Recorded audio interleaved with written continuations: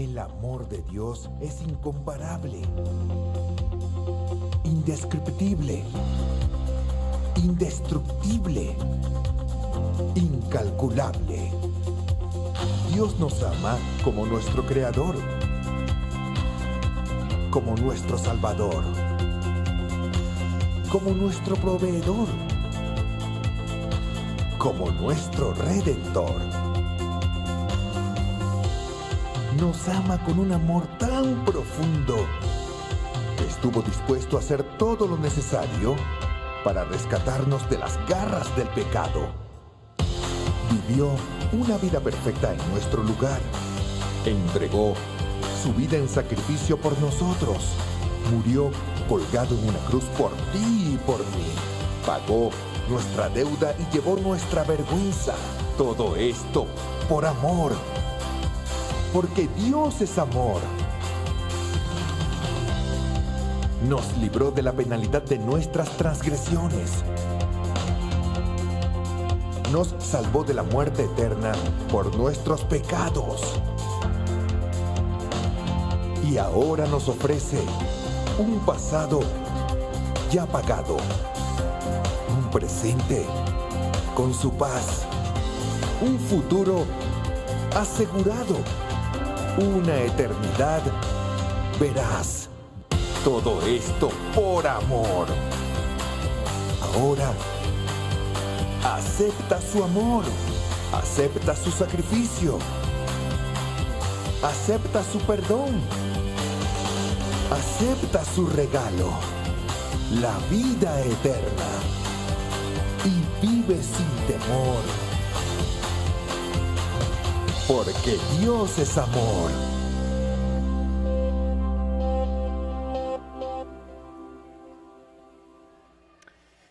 Ese amor de Dios que transforma nuestras vidas. Ese amor de Dios que nos llena de una seguridad tan grande que nos hace libres. Cuando yo tenía 5 años, en el jardín de infantes, nos dieron un pajarito que teníamos que pegarle las alas. Y yo trabajé muy fuerte en ponerlo en el lugar adecuado, esas alas, pero llegué a la clase y me dice la maestra: ¿sabes qué? Pegaste las alas en el lugar incorrecto del pajarito. Y yo me sentí tan mal, pero tan mal, que dije, tengo que hacer algo, y esperé a que todos se vayan de la clase. Éramos 41 niños en ese jardín de infantes en Argentina, 41 niños. Y agarré el pajarito que estaba al lado y lo rompí en 1000 pedazos. Porque si yo no iba a tener bien mi pajarito, nadie iba a tener bien su pajarito. Pero no me sentí mejor. Fui al otro pajarito y lo rompí en 1000 pedazos. Pero no me sentí mejor. Fui al tercer pajarito y lo rompí en 1000 pedazos. ¿Me van a creer ustedes que rompí 41 pajaritos? Vino la maestra y me dice, ¿qué pasó acá? Porque estaba lleno de papeles adelante mío. Y yo quise explicarle que me sentía tan mal porque no me salieron bien las cosas. Pero no tuvo compasión de mí, me mandó a mi casa a hacer 41 pajaritos. Por 2 semanas hice pajaritos. Pero algo pasó esas 2 semanas. Mi mamá se sentó a mi lado y cada momento me decía cuánto me amaba y cuánto me quería. Y fue mi primer encuentro con un amor mucho más grande que mis fracasos, con un amor más grande que mis desvíos. Ahora conozco el versículo que dice donde el pecado abundó, sobreabundó la gracia, pero a los 4 o 5 años era algo nuevo para mí, que mi mamá me pudiera amar de esa manera a pesar de que yo había roto 41 pajaritos. Hoy vamos a hablar de lo que significa aceptar ese amor tan radical que cambia nuestra imagen de Dios. Transforma la forma en que vemos a Dios y transforma la forma en que nos relacionamos con Dios, con nosotros mismos y con nuestros semejantes. Vamos a entrar profundamente en las Escrituras. Así que si usted tiene su Biblia y quizás algo para anotar, este es el momento para tomarla. Cada vez que estemos juntos vamos a aprender mucho de la palabra de Dios. Así que por favor tome su Biblia o su iPhone o su iPad donde tenga la Biblia y vamos a estudiar profundamente un capítulo de la Biblia en esta noche. De una mujer que rompió más de 41 pajaritos y que fue transformada por el amor de Dios. Este evangelio que predicamos, este evangelio que dice que hay uno que vivió una vida perfecta en mi lugar y entregó esa vida perfecta en la cruz y que pagó por mis pecados y que resucitó y que no soy declarado justo por mis propias obras, sino por gracia a través de la fe en aquel que hizo toda la obra. Ese evangelio hace algo de adentro para afuera. Cambia nuestra imagen de Dios, cambia nuestra mente, cambia la forma en que nosotros pensamos que Dios nos ve. Y entendemos que existe un amor tan grande que nos persigue todos los días de nuestra vida. Y de ese amor vamos a hablar en esta noche de una mujer que necesitaba saber que existía esa clase de amor. Conozco pocas historias que nos muestran tanto ese cambio de mente como la historia de la mujer samaritana que vamos a ver en esta noche. Y sé que algunos de ustedes están admirando mi fashion statement. Lo que pasa es que tengo puestas 5 bolsas de basura. Y son parte del sermón, no es que no tenía nada para ponerme. Así que vamos a estudiar para que ustedes se acuerden de las visualizaciones de cómo Dios nos transforma y nos va sacando aquellas cosas que son obstáculos para nuestra vista de quién es Dios y cómo Él nos ve a nosotros. Antes de entrar a la historia de Juan 4, vamos a estudiar un poquito del Evangelio de Juan, solo 5 minutos. Y para los que están tomando nota, creo que esto les va a gustar mucho. Me voy a sacar el saco para que vean qué lindas que son mis bolsas de basura. Igual son bolsas de basura, aunque son rosadas y huelen rico, siguen siendo bolsas de basura. Y todos necesitamos permitirle a Dios que vaya sacando algunas cosas que han sido obstáculos para nosotros. Juan es un evangelio diferente que los otros 3. Mateo, Marcos y Lucas se llaman los evangelios sinópticos, la misma óptica, el mismo punto de vista. Juan no es un evangelio sinóptico, quiere decir que las historias que hay en Juan no están en Mateo, Marcos y Lucas. Él cuenta diferentes historias. Y saben, hace algo muy interesante Juan, que les quiero comentar. Juan, primero de todo, no solo cuenta diferentes historias, sino que tiene diferentes métodos de presentarnos a este Jesús cuyo amor nos transforma. Él no usa ninguna parábola, no existe ninguna parábola en todo el Evangelio de Juan. Solamente tenemos los grandes yo soy de Jesús.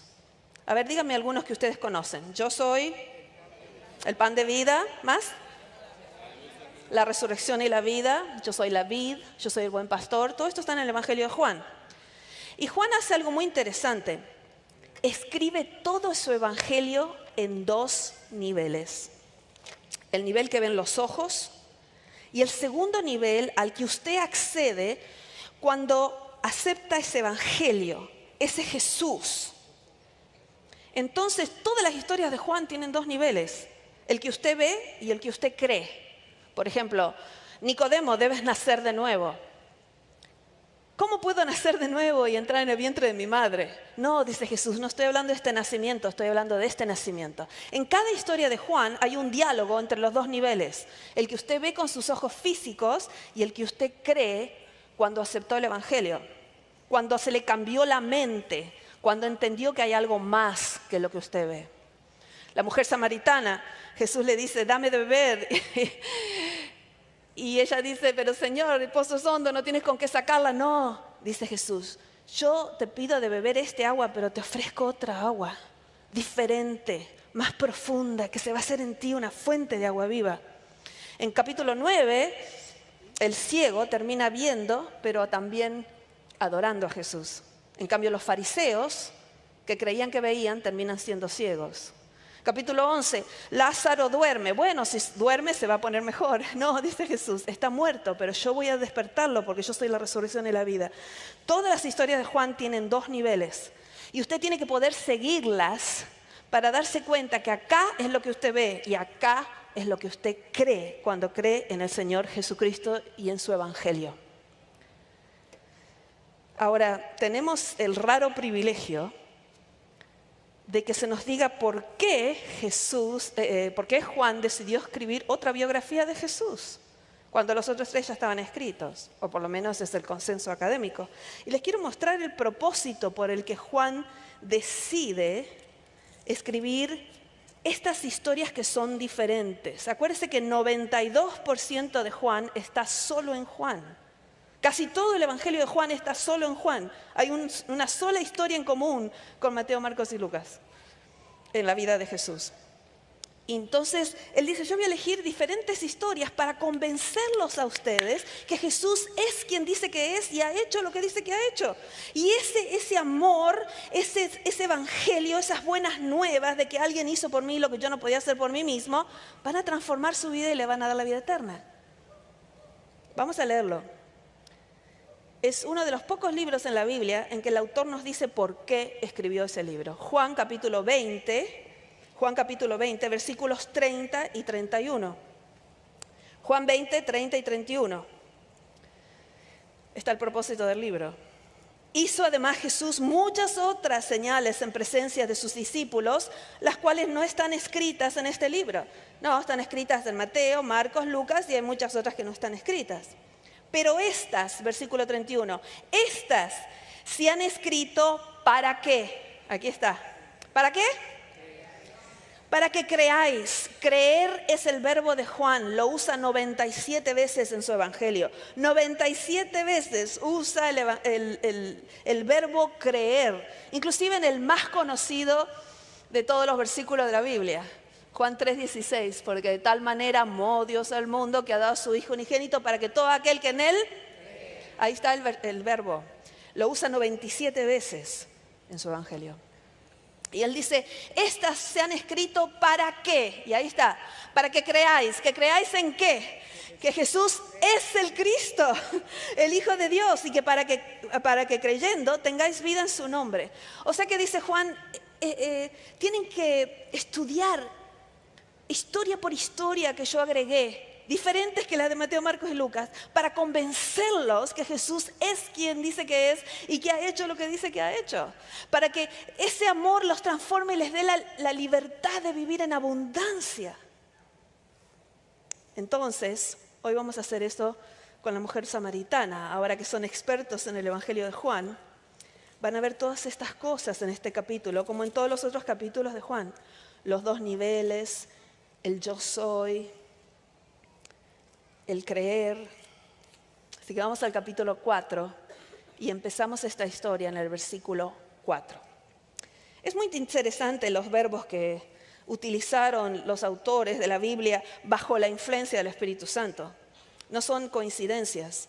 Capítulo 4, versículo 4 dice, le era necesario pasar por Samaria. Y es muy interesante eso porque todos los que estudiamos los mapas del primer siglo sabemos que no había ni un judío que le era necesario pasar por Samaria porque habían hecho un camino alrededor de Samaria para que ningún judío tenga que pasar por Samaria. Así que si usted le era necesario, tiene que saber que no es una necesidad geográfica, no es que no había otro camino, sino que le era necesario venir a decirle a una mujer que había roto más de 41 pajaritos que existe un amor más grande que nuestros fracasos y una gracia más grande que nuestros desvíos. Y por eso le era necesario. Y nos dice la palabra que, vamos a leerlo, versículo 5. Vino pues a una ciudad de Samaria llamada Sicar, junto a la heredad que Jacob dio a su hijo José. Que es muy interesante porque no sé si ustedes sabían que al final del Génesis se le da como heredad a José la tierra donde él fue vendido como esclavo. La misma tierra donde se lo vendió, al final del Génesis es la heredad de José. Así que Sicar, Siquem y Dotán están todos en la misma área y ahí estaba el pozo de Jacob que le dio a su hijo José. Y estaba allí el pozo de Jacob. Entonces Jesús, cansado del camino, se sentó junto al pozo. Era como la hora sexta, que ustedes ya saben que es el mediodía. Y vino una mujer de Samaria a sacar agua. 4 cosas le quiero decir a esta mujer antes de entrar en el diálogo y en las bolsas de basura. Primero, que sabemos que esta mujer estaba sola. Porque las mujeres se juntaban a la mañana y a la noche en la ciudad y se iban al pozo juntas, todas las mujeres. Pero no hay ninguna mujer que quiere ser vista con esta mujer. Así que lo primero que sabemos es que está sola. Lo segundo que sabemos es que está llena de vergüenza, porque viene al mediodía. Yo pasé por Samaria al mediodía. Había 135 grados. Era imposible estar caminando en el mediodía. Y esta mujer vino al mediodía para no encontrar a nadie que le haga preguntas sobre su vida. Y yo lo entiendo eso. Quizá usted tuvo etapas en su vida que le pasó eso. Pero la tercera cosa que casi nadie sabe es que en el primer siglo, si usted tenía más de 3 divorcios, se hacía persona no grata. O sea que nadie lo podía invitar a usted a cenar si usted tenía más de 3 divorcios, porque usted era persona oficialmente no grata, públicamente. Y esta mujer tiene 5 divorcios y el hombre con el que está durmiendo no es su esposo. Pero la cuarta cosa, que quizás es la más malentendida, que en vez de ver a esta mujer como la mujer que cambiaba esposos como cambiaba vestidos, usted tiene que saber que en el primer siglo la mujer no podía pedir un divorcio, solamente el hombre lo podía dar. Así que en vez de verla a ella como una mujer que dice, no me importa, voy a cambiar maridos, tiene que verla de ahora en más como la mujer más rechazada que tenemos en toda la Biblia, porque cada hombre que la conoció íntimamente la rechazó, le dio un certificado de divorcio. Y el sexto la está rechazando de la peor forma. No le está ofreciendo su apellido, su familia, su protección. Solo quiere para dormir con ella. 5 hombres le dieron certificado de divorcio y el sexto la está rechazando de la peor manera. Así que cuando vemos una mujer llegar, una mujer de Samaria herida, que no quiere hablar con nadie, que no quiere preguntas, que vive sola y que ha sido extremadamente rechazada, y se va a encontrar con un amor mucho más grande que sus fracasos y una gracia mucho más grande que sus desvíos, nos damos cuenta de lo que empieza a pasar a medida que ella pierde esas falsas protecciones que se ha puesto en su mente. Y ruego a Dios que esta noche nos ayude a sacarnos alguna de estas bolsas con las que nosotros venimos. Porque cuando entendemos el Evangelio, que hay uno que ha hecho por nosotros todo lo que era necesario para nuestra salvación, esa alegría, ese amor, esa libertad que toma nuestro ser, nos permite llegar a ser las personas que Dios había diseñado que seamos. No para ser salvas, sino porque ya somos. Algo increíble pasa cuando usted se convence que la Biblia no dice el que tiene el Hijo quizás tenga la vida. La Biblia dice el que tiene el Hijo tiene la vida. Y la seguridad de salvación es muy diferente que la posibilidad de salvación. Yo vi a ambos de mis padres morir de cáncer y les puedo asegurar que cuando usted está muriendo es muy diferente que usted tenga la posibilidad de ser salvo que tenga la seguridad de ser salvo por lo que hizo Cristo por usted. Hay un pseudo evangelio que dice quizás si tienes el Hijo tengas la vida. Ese no es el evangelio bíblico. El evangelio bíblico dice: de cierto te digo hoy, y quiero que lo sepas hoy, conmigo estarás en el paraíso. Entonces, empieza el diálogo. Y esta mujer lleva 7, hoy vamos a hablar de 5, obstáculos que ella cree que los protegen. Pero a Jesús le era necesario venir a Samaria y le era necesario venir a Camculacua, porque nosotros todos los que hemos sido heridos y tenemos dolores, al recibir el Evangelio, vamos sacando una por una. Y sí, algunos somos expertos en que la bolsa de basura se vea linda y sea rosada y haga juego con el vestido, pero sigue siendo una bolsa de basura. Necesita sacarse, necesita ser transformado por el amor de Dios que dice, ¿saben qué? Hoy dejo toda mi vergüenza, mi culpa, mis pesos, mi dolor, mis lágrimas a los pies de la cruz y quiero salir con ese cambio de mente que me deja ir al segundo nivel de la vida. Así que, capítulo 4, versículo 7. Vino una mujer de Samaria a sacar agua y Jesús le dijo, dame de beber. Acuérdense que tenemos 2 niveles de agua. Pues sus discípulos habían ido a la ciudad a comprar de comer. Y la mujer samaritana le dijo, usa el primer obstáculo, la primer bolsa de basura. Interesante. La mujer samaritana le dijo, versículo 9, estoy en Juan 4, ¿cómo tú, siendo judío, me pides a mí de beber? Porque soy samaritana. Mujer samaritana para colmo. Porque judíos y samaritanos no se tratan entre sí. El primer obstáculo que Jesús tuvo que pasar a través de eso se llama prejuicio. Vamos a ver 5. Prejuicio. Una de las cosas que hace el Evangelio y que transforma en las iglesias y en nuestro corazón y en nuestra mente es entender cómo caen las barreras con el Evangelio. No es hombres y mujeres, ni negros ni blancos, ni viejos ni jóvenes. Es hijos de Dios. Y ella le dice, ¿no te diste cuenta? Tú eres judío, yo soy samaritana.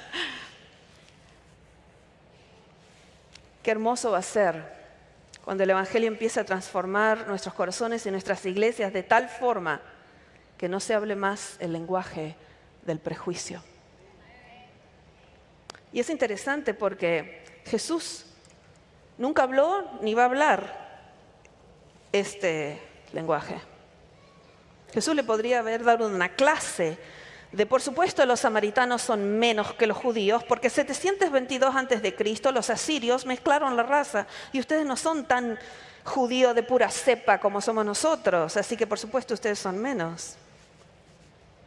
Jesús sigue hablándole del agua que vino a darle, porque le era necesario encontrar una mujer que había roto 41 pajaritos y que tenía que saber que existe un amor más grande que nuestros fracasos. Respondió Jesús. No le dijo nada, ni de judío ni de samaritano. Versículo 10. Si conocieras el don de Dios. Este es el único lugar en todos los evangelios donde Jesús explica que es un regalo, que es un don. Pablo lo va a hacer muchas veces, pero este es el lugar donde lo hace Jesús.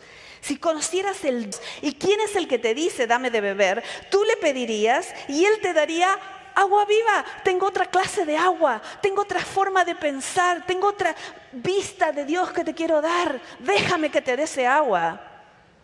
Y ella sigue hablando de este agua. Versículo 10, Jesús le dijo, si supieras el don de Dios. Y el versículo 11, la mujer le dice, Señor, no tienes con qué sacarla, el pozo es hondo, ¿de dónde pues tienes este agua de vida? Y entonces usa el segundo obstáculo. ¿Acaso eres tú mayor que nuestro padre Jacob, que nos dio este pozo del cual bebieron él y sus hijos y sus ganados? Este obstáculo se llama superioridad religiosa. Me he arrepentido por muchos años de haber usado las bendiciones que Dios me dio por haber nacido en esta denominación, haberla usado para aplastar otras denominaciones. Dios nunca quiso que nuestras bendiciones sean para humillar a otros. ¿Usted de qué denominación es? No, mi denominación es mejor que su denominación. ¿Eres tú mayor que nuestro padre Jacob? ¿A quién le está hablando? Le está hablando al gran yo soy. Le está hablando al Dios de Abraham, Isaac y Jacob. Le dice, ¿eres tú mayor que nuestro padre Jacob? ¿Cuál es tu apellido en esta iglesia? ¿Eres importante? Porque si eres importante, te voy a prestar atención. Pero si no, el Evangelio cambia nuestra mente. Ya no nos vemos superiores a otras personas, Sí, estamos requete bendecidos, como decimos en Argentina, pero no somos superiores. Estamos salvados por la gracia de Dios.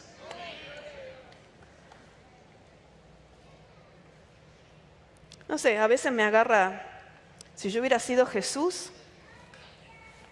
perdón, ¿qué me preguntaste? ¿Si soy mayor que tu padre Jacob?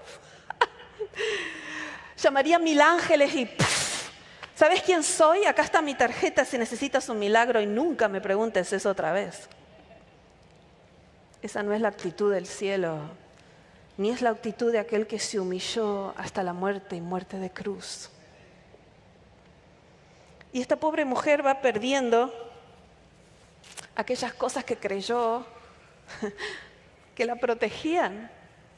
Es más, son cosas que vamos dejando a los pies de la cruz, no solo el prejuicio, sino el sentido de superioridad. Pero ahora se va a poner personal, porque a Jesús le era necesario pasar por Samaria, y no era para hablar ni de samaritanos ni de Jacob, era para hablar de ella.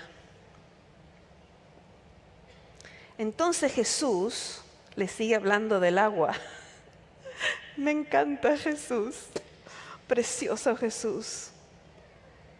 Y le dice así, versículo 13: cualquiera que bebiere de este agua volverá a tener sed, mas el que bebiere del agua que yo le daré no tendrá sed jamás, sino que el agua que yo le daré será en él una fuente que salte para vida eterna. No solamente tendrá ese agua profunda, otro nivel que la que viniste a buscar, sino que se va a hacer una fuente, algo va a pasar, va a ser un todo el mundo va a decir, yo quiero lo que ella tiene.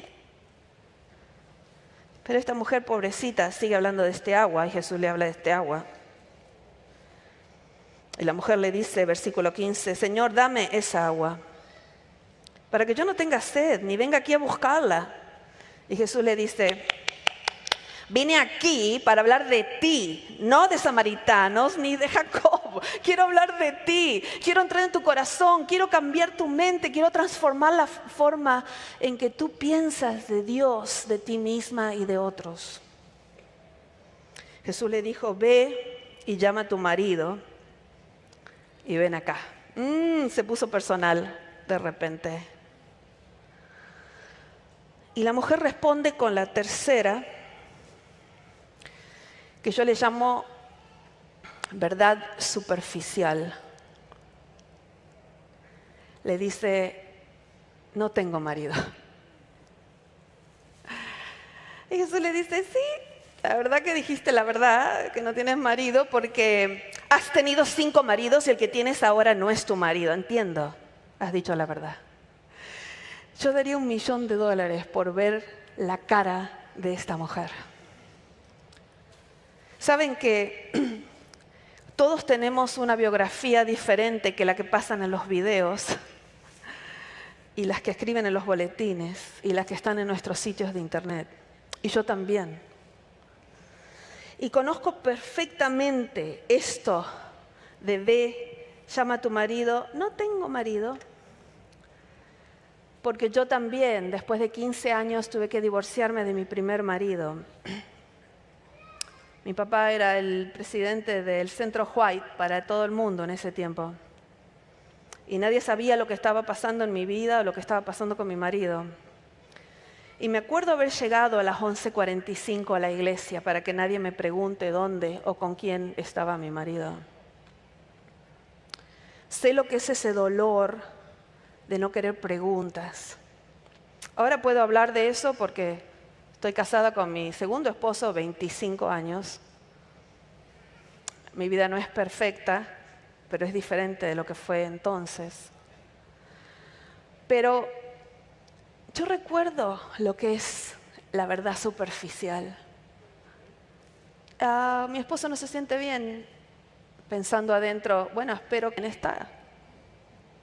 Tengo un sueño y mi sueño es que nuestras iglesias sean tan seguras que cuando usted me pregunta cómo estoy, yo le pueda decir. Tengo el sueño de que de que cuando alguien me pregunta cómo te va, yo te pueda decir, está triste la situación. Quisiera poder ser honesta con la persona que me dice, feliz sábado, ¿cómo estás tú? Porque jugar a la iglesia no sirve. Feliz sábado, ¿cómo está, hermano? Bien. ¿Y usted cómo está? Bien. Estamos todos requete bien. Pero la verdad que pasó toda la noche llorando porque su esposo es infiel, o su hijo está en drogas, o su hermana está en la cárcel. La iglesia es un hospital. Y qué hermoso sería tener algún grupo, alguna persona tan segura que yo pueda decirle, necesito oración porque estoy en dolor con un tema. ¿No quisiera usted que nuestras mentes y nuestras iglesias se transformen de esa manera? Eso es lo que hace el amor de Dios. No solo saca el prejuicio y la superioridad religiosa, sino que crea ambientes seguros para ayudarnos unos a otros en este camino de la vida. Todo dirigido por el amor de Dios. Respondió la mujer y dijo, no tengo marido, versículo 17. Y Jesús le dijo, bien has dicho, no tengo marido, porque 5 maridos has tenido y el que ahora tienes no es tu marido. En esto has dicho la verdad. Estoy segura que esta mujer estuvo tan choqueada, porque ella trató tanto de que nadie sepa. Trató tanto de venir al mediodía, cuando había 135 grados, venir sola, venir rechazada, venir como persona no grata. Y acá hay un extranjero que le está diciendo todo acerca de ella. Y es la primera vez que ella conoce a un hombre que le está diciendo todo acerca de ella y que no la rechaza. Es la primera vez que aunque rompió 41 pajaritos, alguien le está diciendo te amo, te amo, te amo constantemente. Porque el amor de Dios no es algo que se compra. El amor de Dios, no hay nada que puedes hacer para que te deje de amar. Ni hay nada que puedes hacer para que te ame más. Porque ya te ama, porque Dios es amor. Y algo increíble pasa cuando nos damos cuenta que existe esa clase de amor. Nos empieza a cambiar de adentro para afuera. Nos hace libres, nos saca el peso. Nos da un woohoo en nuestro corazón. Por más que nuestra vida no sea perfecta, porque la mía definitivamente no es. Y sin embargo, la gracia de Dios, donde el pecado abundó, sobreabundó la gracia, mucho más grande, mucho más grande.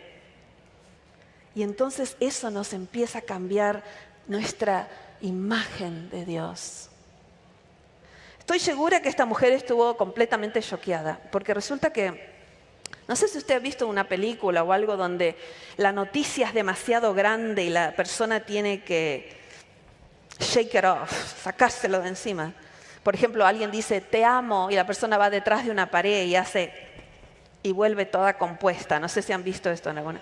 Estoy segura que esto le pasó a esta mujer, porque dice, no tengo marido, y Jesús le dice, sí, dijiste bien, porque tuviste 5 maridos, y el que tienes no es tu marido. Un minuto, por favor. Me parece que ella se fue atrás del pozo y dijo, pero ¿cómo sabe? ¿Cómo sabe? He tratado de esconder todas estas cosas, Y el siguiente versículo dice, veo que eres profeta. Pero estoy segura que ella estaba completamente sorprendida que alguien sepa todo acerca de ella. Porque da miedo que alguien sepa todo acerca de ti. Porque siempre creemos que el que sabe todo no nos va a amar. Y sin embargo, Dios sabe todo y nos ama.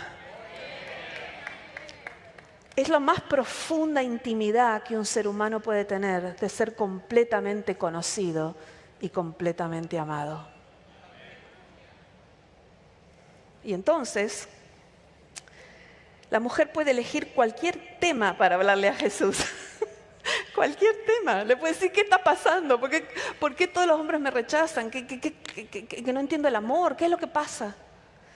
Pero siempre, siempre tenemos este obstáculo, el cuarto. ¿Saben lo que eligió? Hablemos de montañas. Dice, ustedes judíos dicen que hay que adorar allá y nosotros samaritanos dicen que hay que adorar acá. ¿Podemos hablar de montañas?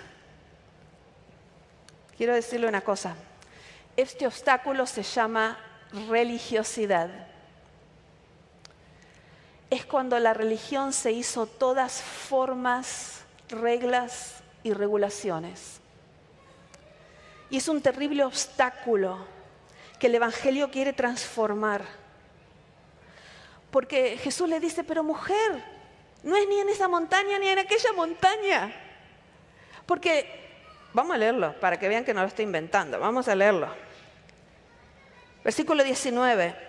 Le dijo la mujer, Señor, me parece que tú eres profeta. Nuestros padres adoraron en este monte y vosotros decís que es Jerusalén, el lugar donde se debe adorar. Y Jesús le dijo, mujer, créeme que la hora viene cuando ni en este monte ni en Jerusalén adoraréis al Padre. Versículo 23. La hora viene y ahora es cuando los verdaderos adoradores adorarán al Padre. ¿Cómo?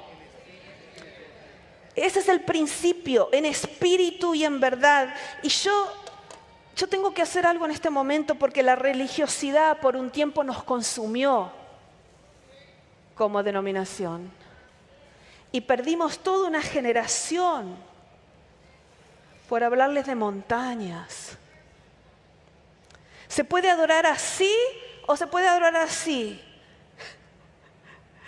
¿Se puede usar instrumento o este otro instrumento? ¿La alfombra tiene que ser gris o tiene que ser roja? Horas y horas y horas de juntas de iglesia sobre montañas. Y mientras tanto, toda una generación afuera. Y hoy, como ministro de la Iglesia Adventista, quiero pedirle perdón a todas aquellas personas que fueron heridas porque alguien no dejó a su hijo o a su nieto entrar a la iglesia con el pelo verde o el aro en la nariz o en el ombligo o de zapatillas Le quiero pedir perdón porque por muchos años estuvimos confundidos y el Evangelio está empezando a transformar nuestras iglesias.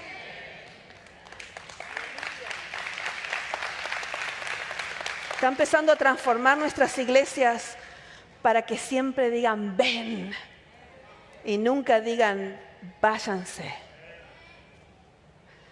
No somos la policía de Dios, somos los brazos de Dios para abrazar a todo aquel que entra, no importa que tenga pelo verde, amarillo, azul. La religiosidad es la peor adicción. No hay gozo, no hay Cristo, solo si se puede o no se puede hacer esto, si se puede aquello. Cuando yo me estaba divorciando de mi primer esposo, asistí a 3 años a programa de 12 pasos en codependencia, que realmente me salvaron la vida, y a 4 años de terapia. Y me acuerdo una frase que tenían los programas de 12 pasos, que decían, la religiosidad, lo voy a decir en inglés primero para los que entienden inglés, porque es más lindo en inglés. Religiosity is for those who are afraid of going to hell. Spirituality is for those who have already been there.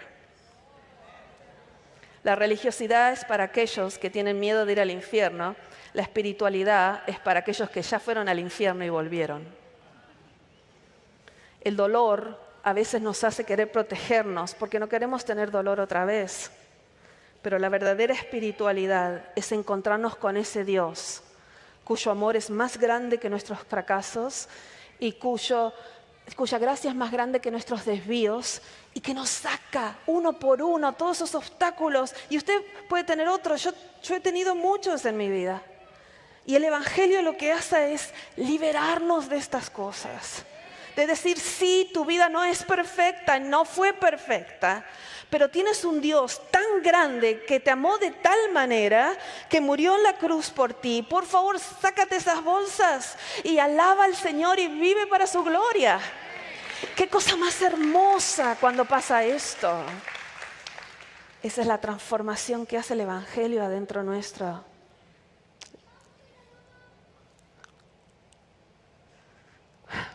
Por años dijimos que nuestras preferencias eran principios, pero el principio es en espíritu y en verdad.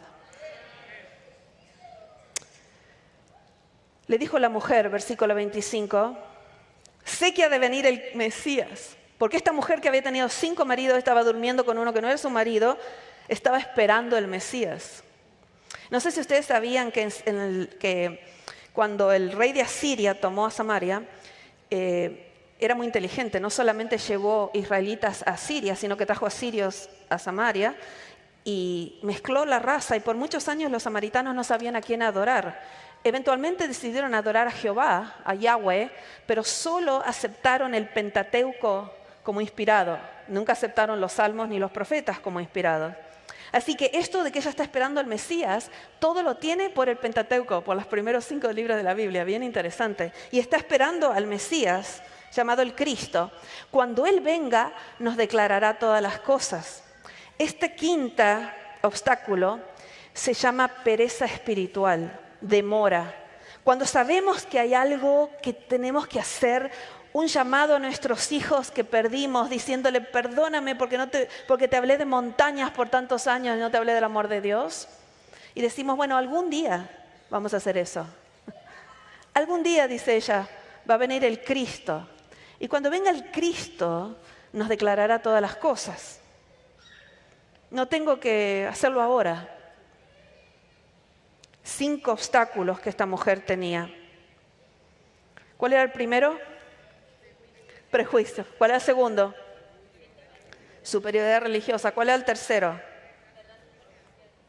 Verdad superficial. ¿El cuarto?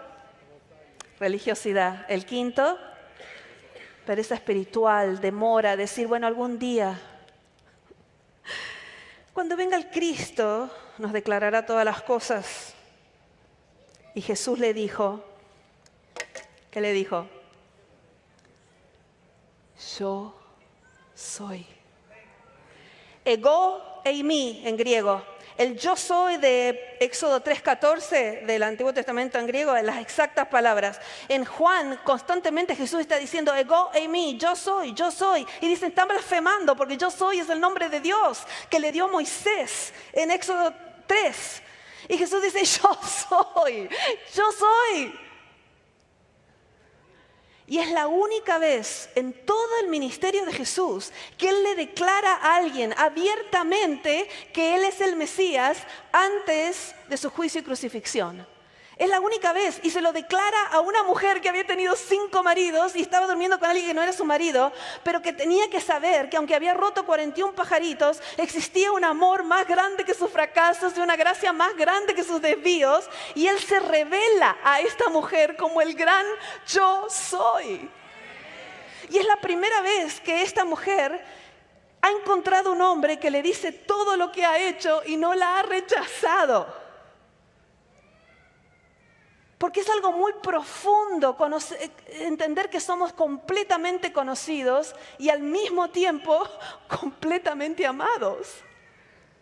Eso cambia nuestra mente, cambia nuestra vista de Dios, de nosotros mismos y de otros. Y miren lo que le pasa a esta mujer. Cuando Jesús dice yo soy en el versículo 26, miren ahora el versículo 28. Entonces la mujer, ¿qué hizo? ¿Qué hizo? Dejó su cántaro, dejó la razón por la que había venido, por la razón por la que se había escondido, por la razón por la que vino al mediodía, porque se estaba muriendo de sed y tenía que buscar agua, pero encontró algo mucho más grande que lo que había venido a buscar. Y dejó su cántaro. Es interesante porque en toda la historia Jesús le está ofreciendo otro agua. Y ella dice, no, pero vine acá, no tienes con qué sacarla, el pozo es hondo. Y Jesús dice, pero te vine a traer otra cosa. Te vine a traer un don, un regalo que se va a hacer adentro de ti, una fuente para vida eterna. Y ella seguía hablando de este agua y Jesús seguía hablando de este agua. Pero cuando Jesús dice, yo soy, ese que estabas esperando, ese que sabe que rompiste 41 pajaritos y que sin embargo igual te ama, ella deja su cántaro y sale con el agua de vida. Y sale corriendo con este agua de vida porque ella ha tomado un sorbo del agua de vida y no hay nada en este mundo que se compare con esto. No hay nada de saber que tú eres amado, querido, que tu salvación está segura en la cruz, que puedes dejar todas tus bolsas, que puedes dejar tu cántaro, todos esos dolores, esas heridas que te hizo la vida y puedes salir con el agua de vida. Y fíjense lo que dice acá, versículo 28. La mujer dejó su cántaro y se fue a la ciudad y empezó a hablar con los hombres. Empezó a hablar con todos. La que no quería hablar, la que venía a la iglesia a las 11:45 para no encontrar ni un diácono en la puerta, ahora sale corriendo con el agua de vida y le habla a todos. Sin la vergüenza, sin la culpa que la había mantenido adentro de esos sacos de basura. ¿Y su testimonio? Oh, me encanta. Versículo 29, versículo 39, versículo 42, siempre el mismo testimonio. He encontrado un hombre que sabe todo acerca de mí y todavía me está hablando. Tiene que ser el Cristo. Me encanta su testimonio. Finalmente encontré a alguien que sabe todo de mí. Tiene que ser el Cristo. Vengan a verlo. ¿Y saben lo que pasa? Hablando de transformación, ¿saben lo que pasa? Esta mujer se hace la evangelista más exitosa de los 4 evangelios. Más que cualquier discípulo, más que cualquier otro, porque los discípulos empiezan a traer gente a Jesús en el libro de los Hechos. Pero en los evangelios dice que toda la ciudad creyó que Jesús era el Salvador del mundo.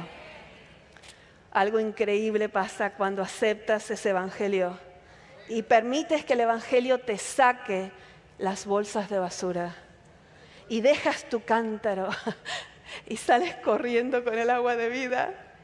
Qué cosa más hermosa saberse libre. Mira, yo quiero que me quieras porque me gusta ser querida, pero si no me quieres, ya no me puedes arruinar el día. ¿Y por qué es eso? Porque la identidad está a los pies de la cruz. Valgo tanto, a pesar de ser divorciada, a pesar de ser mujer pastora latina, que ustedes no se imaginan los mensajes que recibimos por eso. A pesar de todo eso, la identidad está aquí. Porque de tal manera Dios me amó a mí, que dio a su Hijo unigénito. Quizás tú fuiste abusado, quizás tuviste una adicción, quizás cometiste adulterio u homicidio del alma o del cuerpo. Quizás siempre te dijeron que no valías nada y esta noche haces el intercambio. Porque la verdad que el evangelio es un intercambio. Como esos parties que hacemos en Navidad, que uno llega con una cosa y otro llega a otra y nos intercambiamos. Así es el evangelio. Nosotros vinimos con muerte porque la paga del pecado es muerte. Jesús vino con la vida eterna y nos intercambiamos. Y Él salió con nuestra muerte y murió en la cruz y nosotros salimos con la vida eterna. Ese es el intercambio del evangelio. Por eso aún en Isaías 53, que lo llamamos el protoevangelio, la primera vez que vemos exactamente cómo va a ser el evangelio, ya tenemos este intercambio. Les voy a mostrar el slide y lo vamos a leer juntos. Si podemos poner el PowerPoint, por favor. Este es Isaías 53, versículo 5, muy conocido. Fíjense los pronombres. Mas Él herido fue por nuestras rebeliones.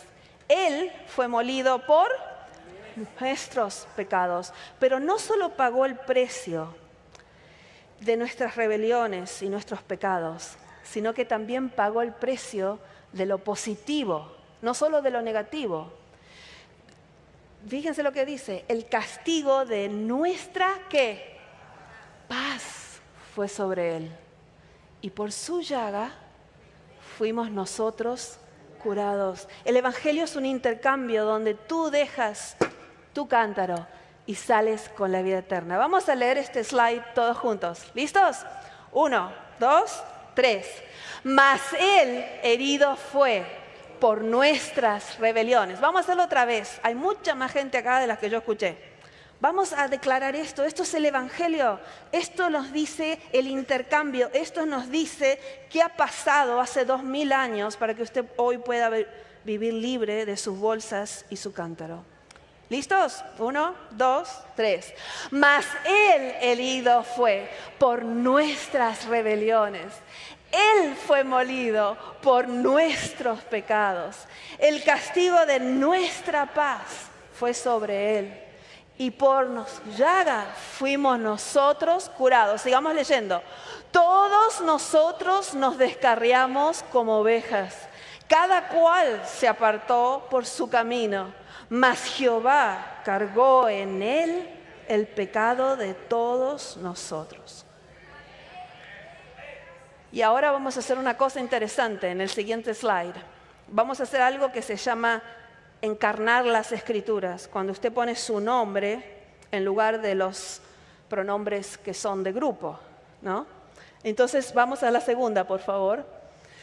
Ahí usted en el lugar en blanco va a decir su nombre. Así que vamos a leerlo todo, pero usted va a hacer su nombre y yo voy a decir el mío. Entonces vamos a decir, mas él herido fue por las rebeliones de Elizabeth. ¿Listos? Vamos, 1, 2, 3. Mas él herido fue por las rebeliones de Elizabeth. Él fue molido por los pecados de Elizabeth. El castigo de la paz de Elizabeth fue sobre él. Y por su llaga, Elizabeth fue curada. Qué cosa más hermosa entender lo que va pasando a medida que aceptamos este Evangelio. Y saben ustedes que la Biblia termina recordándonos que la iglesia está aquí para ofrecer este agua viva al que la quiera tomar. No hay ningún otro versículo en toda la Biblia como Apocalipsis 22, 17. Vamos a leerlo. Porque la iglesia ya no más va a decir váyanse, sino que van a decir ven. Y no solo el Espíritu Santo va a decir ven, sino que la esposa, la iglesia, va junto con el Espíritu Santo a decir vengan, vengan, vengan. Y eso es un versículo muy, muy conocido y muy hermoso, pero no hay ningún otro como ese, donde la iglesia ya se transforma de tal manera que ya nunca dicen váyanse, dicen vengan y tomen del agua. Vamos a leerlo. Apocalipsis 22, 17. Así termina la Biblia. El Espíritu y la esposa, que es la iglesia, dicen, y el que oye diga, y el que tiene sed, y el que quiera, tome del agua de vida gratuitamente. Gratuitamente para nosotros. Pero a él le costó la vida. Ese es el intercambio del Evangelio. Hoy quiero orar por ti. Antes del final, me siento empujada en este momento a orar antes que vengan los cantantes con el último canto. ¿Quieres entregar tu cántaro hoy y todas tus bolsas? Si así es, te voy a pedir que hagas una metáfora, una visualización, que pongas tus dos manos como si fueran un cántaro y mientras estoy orando, que se lo entregues al Señor. Querido Padre que estás en los cielos, somos muchos los heridos,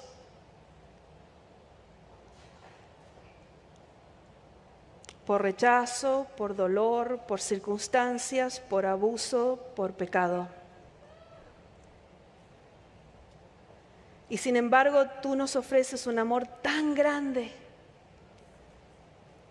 pero tan grande, que es más grande que nuestros desvíos, más grande que nuestros fracasos. Y quieres liberarnos de estas bolsas que hemos tenido por tantos años. En este momento te entregamos nuestros cántaros. Te entregamos nuestros cántaros con todo ese dolor y con todas esas cosas que nos salieron mal y todas las cosas por las que fuimos juzgados y todas las personas que nos vieron mal por algo que hicimos. Hoy queremos liberarnos de toda vergüenza, culpa, porque tú ya la pagaste. Así que te entregamos nuestros cántaros y te pedimos que en este día nos llenes del agua de vida, nos llenes de ese agua de vida que es un don gratuito para todo aquel que en Él cree. Y que sepamos que hoy, en este momento, tenemos vida eterna. Es en el nombre de aquel que le era necesario venir a Samaria y a Camculacua para decirnos que existe un amor mucho más grande que nuestros fracasos y una gracia mucho más grande que nuestros desvíos. Es el nombre de Jesús que oro.